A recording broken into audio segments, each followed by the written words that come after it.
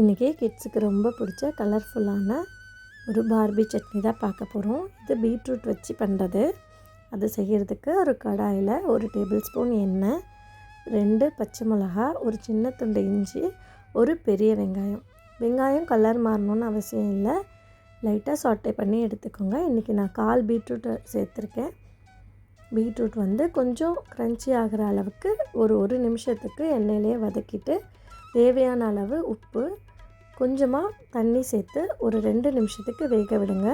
ரொம்ப சாஃப்டாக வேகணும்னு அவசியம் இல்லை, லைட்டாக அந்த பச்சை வாசனை போனால் போதும். இப்போது இந்த அளவு பீட்ரூட் இதுக்கு நான் 1/4 கப் அளவுக்கு பொட்டுக்கடலை சேர்த்துருக்கேன். நீங்கள் தோல் உரித்த வேர்க்கடலை கூட யூஸ் பண்ணிக்கலாம்.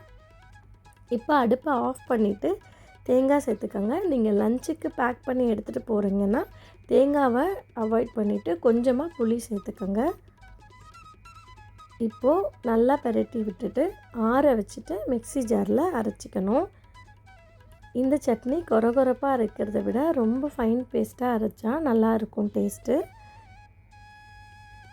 இப்போது இதை இன்றைக்கி நான் தண்ணியாக செய்கிறேன். நீங்கள் சாப்பாடுக்கு வேணும்னா இந்த அளவுக்கு கட்டியாகவே துவையல் மாதிரி எடுத்துக்கலாம். நான் இன்றைக்கி இட்லி தோசைக்கு யூஸ் பண்ணுறதுனால நல்லா தண்ணி சேர்த்துருக்கேன்.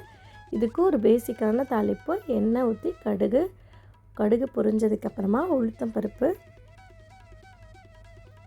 உளுத்தம்பருப்பு லைட்டாக கலர் சேஞ்ச் ஆனதுக்கப்புறம் இன்றைக்கி ஒரு காஞ்ச மிளகாய் சேர்த்துருக்கேன், கொஞ்சம் கருவேப்பிலை, அதோட ஒரு 1/4 ஸ்பூன் அளவுக்கு பெருங்காய பொடி.